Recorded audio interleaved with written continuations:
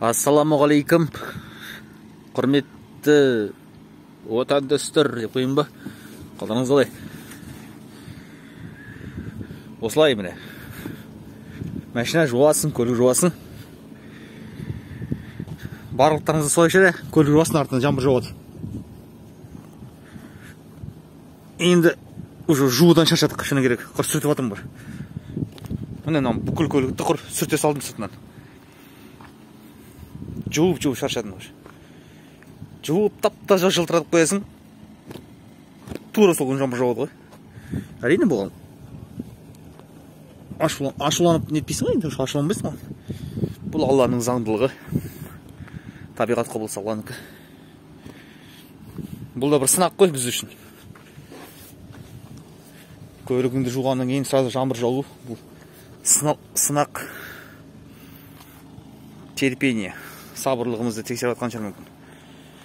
Бір Алла. Достар, айтпақшы мынандай. Өткенде бір көлікпен жанасып өттім. Байқамай. Ол жігітпен сөйлесіп, сосын бәрін өз арамызда шештік. Түкі мына машинаның осындай із қалып қойды міне. Осындай нәрсені немен кетіруге болады екен? Комментке жазып жіберсеңіздер. Өз арнайы көлік арналған бір нелер болады шығар? Жеңіл, сондай бір. Көп ақша кетпей жүр, кім біледі. Айтып жіберсеңіздер. Көлігімізді жаңартайық кішкене. Ана кез енді қатты енді критикалық мәселе емес енді. Шын керек. Но бәрібір де.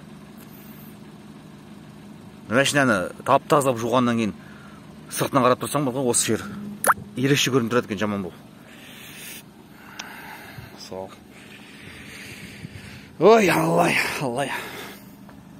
Ел аман, жұрт тыныш болсын. Не жағалық болып жатыр? Айта жүріңіздер. Комментке жазыңыздар.